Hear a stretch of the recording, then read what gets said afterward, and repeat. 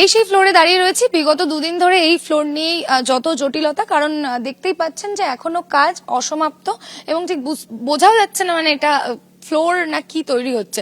শ্রীদা পরিচালক রয়েছেন আমার সঙ্গে। এই যে ফ্লোরের কাজ এখনো দেখছি বন্ধ রয়েছে। কালকে তোমরা আলোচনা করলে এবং সেখানে বললে যে আজকে কাজ না শুরু হলে তোমাদের একটা কোনো পদক্ষেপ থাকবে বা কিছু ব্যবস্থাপনা থাকবে। কি এখন সিচুয়েশনে দাঁড়িয়ে? দেখো, আজকেও তো কেউ আসেনি। আমি সকাল থেকে রয়েছি, 8টা থেকে আমি রয়েছি, তো ওয়েট করছি এখনো কেউ আসে, কারণ আমাকে কোনো তো প্রমাণ বা আমার মেল যে ফেডারেশনে করেছি সেই মেলের কোনো উত্তর কোনোটাই কিছু আসেনি। তো এখন আমি অপেক্ষা করা ছাড়া তো আমার আর কোনো গতি নেই। আর মানে টেনশন করছি আর অপেক্ষা করছি, এই দুটো জিনিসই করে যাচ্ছি। আর আশা করছি যে আমার ডিরেক্টর গিল যেহেতু আমার বলেছে আমার সাথে আছে, সেখান থেকে কি সিদ্ধান্ত হয় সেটা নিয়ে করছি। সন্ধ্যাবেলা মিটিং রয়েছে, সেখানে কি এই বিষয়গুলো নিয়ে অবশ্যই আলোচনা করবেন? বারবার পরিচালকেরা এইভাবে কর্মবিরতির মুখে পড়ছে, তাদের রোষে পড়ছে। হ্যাঁ, অবশ্যই আলোচনা করতে হবে। এবং না, এটা শুধু ডিরেক্টর অ্যাসোসিয়েশনের কাজ নয়, পরিচালক বিষয়টা তো আমি যেমন একজন টেকনিশিয়ানের পরিচালক, মানে টেকনিশিয়ানদের সাথে কাজ করি, তেমন আমি প্রযোজকদের সাথে কাজ করি। আমি নিজে প্রযোজক হলেও তো অন্য প্রযোজকদের সাথেও কাজ করি, এবং আমি তোমার ব্রডকাস্টারদের সাথে কাজ করি।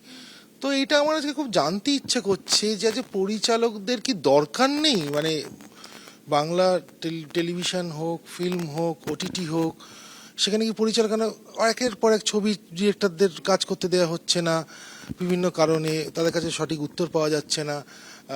তারপর ওই তোমার সিরিজে জয়দীপ দাকে কাজ করতে দেওয়া হয়নি, মানে এখন অবধি জানি না হয়েছে কিনা বা কি সিদ্ধান্ত, কালকে অবধি হয়নি এটা আমি জানি।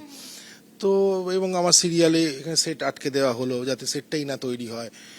তো আমি বুঝতে পারছি না, মানে এইটা কি পরিচালকদের কি কোনো দরকার নেই বলে আমার মনে হচ্ছে। মানে আমি জানি না এটা প্রযোজক, ব্রডকাস্টার, কলাকুশলী, শিল্পী সবাই কি ভাবছেন। আমার মনে হয় তোমাদের না এদের একবার জিজ্ঞেস করা উচিত। মানে আমরা তো বলছি আমার সেট বন্ধ, তোমরা যদি একবার এনাদেরকে জিজ্ঞেস করো যে আপনাদের কি আর পরিচালকের দরকার নেই, মানে আপনারা অন্য কাউকে দিয়ে পরিচালনা করে নিতে পারবেন। কারণ একের পর এক পরিচালকরা যেভাবে শিকার হচ্ছে কোনো মানে কি বলবো, মানে কে করছে আমরা জানি না, মানে এরকম একজন কারোর তো আমরা শিকার হচ্ছি। তো কে সে এবং সে কোথায় অন্ধকারে লুকিয়ে আছে না আলোতে আছে আমরা কোনোটাই জানি না। আমি ফেডারেশনে সোমবার দিনই মেল করেছিলাম, ঠিক আছে, এবং সেই মেলের উত্তর পাইনি। আজকে আবার আমি ওই মেলটাই রিসেন্ড করেছি।